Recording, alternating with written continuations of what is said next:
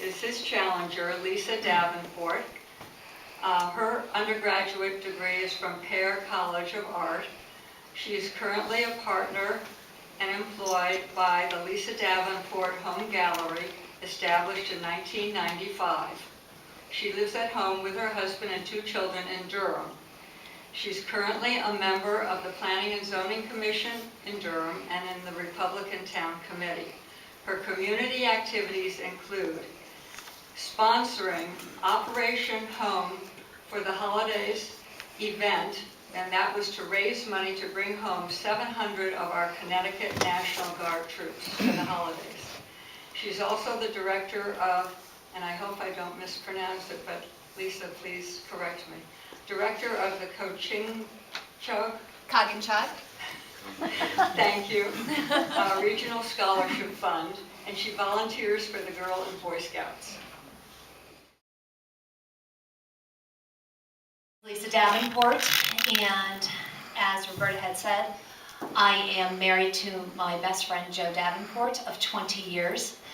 I also have been a lifelong resident of Connecticut, and I moved to the 12th District when I was 9 years old. I know this area very, very well. It is ingrained within my being. I am a small business owner, and as a small business owner, I have honed quite a few skills that I think would be very, very important in your legislature. As a designer, I get to know my clients. I understand their needs and wants. I have a clear idea of what their budget is. I negotiate on their behalf to produce an end product that fulfills that budget. As a small business owner, I also know what business needs. I hope you realize that 70% of the jobs created here in Connecticut are created by small businesses. You need representation up in Hartford who knows what it means to make a job, who knows what it means to hire somebody, and also understands the difficulties of, unfortunately, having to let that person go. The current majority has done a great job bringing some dollars to this area. Quite honestly, I would expect that they have done that. That is part of their job. But what about some of the other things that are going on? We have balanced a budget on robbing from the pensions, borrowing, relying on the federal government, raising taxes and fees, and before the ink is even dry, we have to go back and try it again. You need representation that is going to reach out, understand what Connecticut needs, and not just keep using smoke and mirrors to balance your budgets. We need to create a friendly business environment. When UTC says anywhere but Connecticut to do business in the Wall Street Journal, you should be worried. I'm worried. Business is not the enemy here. Quite the contrary, business is part of, part of the answer. I've been making my way through the 12th District, knocking on doors since April. I'm listening very careful to what you're telling me. You're frustrated, you're scared. Many of you are making what you were making back in 2001. I hope I have the opportunity to answer your questions tonight and be your representative in Hartford. Thank you very much.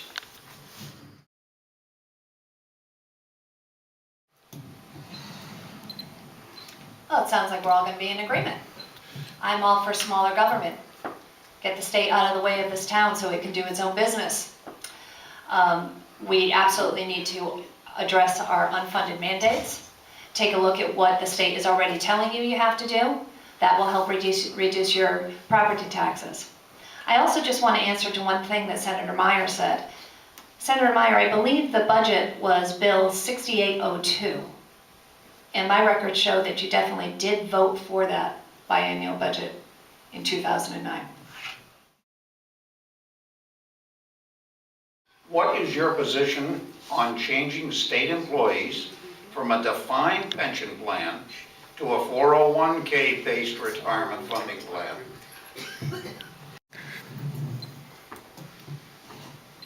Absolutely.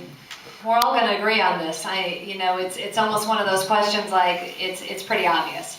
I do think that we do have to keep in mind that all of our state workers do work very hard. I don't want anybody who is a state worker in this room, if there are any, to think that I don't value what they do every day. They work very, very hard. Also, as important as that, though, is how the state salaries have begun to outpace the private sector, and their benefits have begun to outpace the private sector. So we need to, unfortunately, we can't afford to keep moving forward. We need to open up contracts, which is going to be incredibly difficult, renegotiate, and do the best job we can, and again, that is the governor's job, to bring the 401ks as opposed to the defined pensions. If elected or re-elected, as it applies, what specific proposals could you make to attract new businesses to Connecticut and to retain the existing businesses?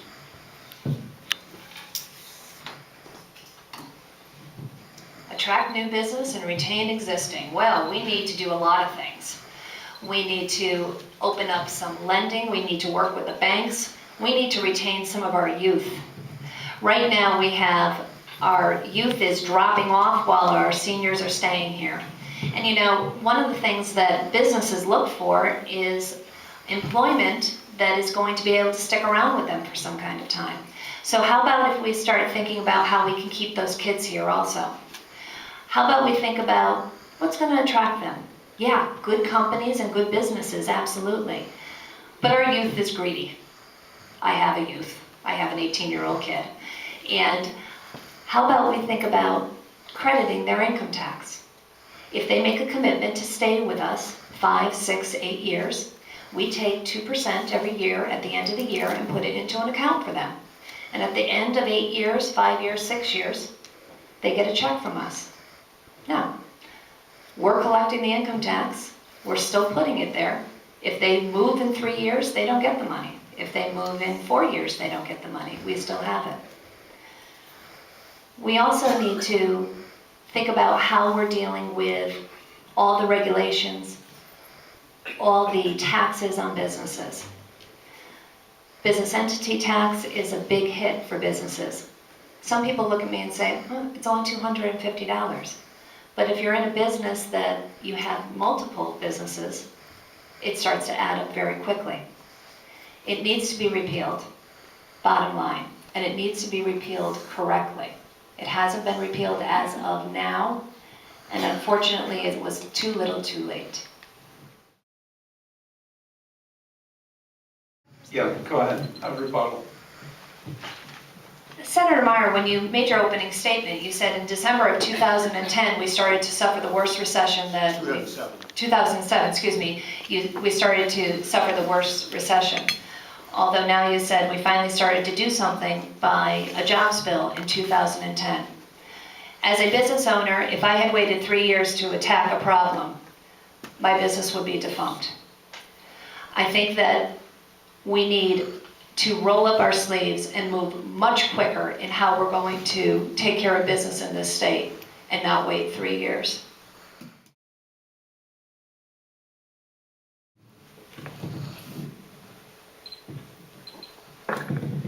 I find it interesting that we want to now begin to reduce state agencies and limit spending.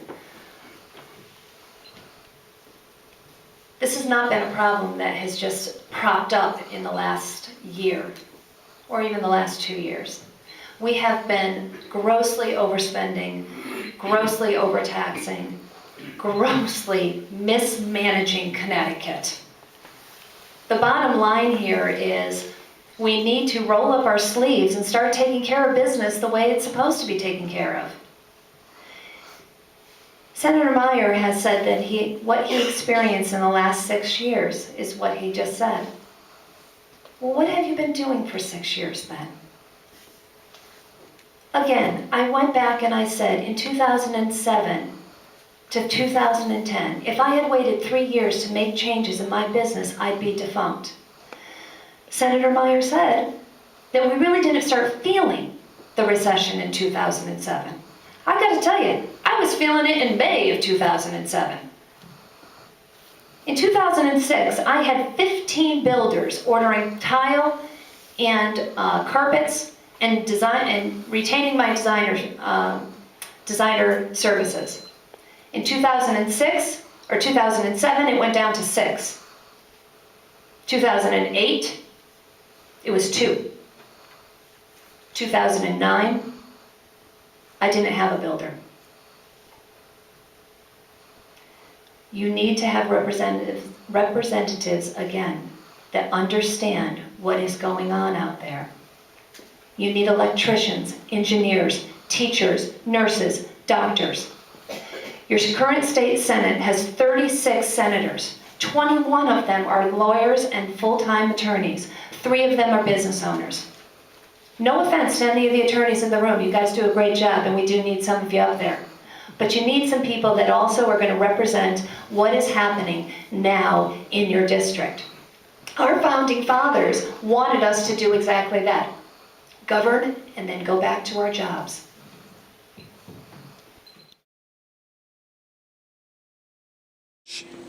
I am Lisa Davenport, and we approve this message.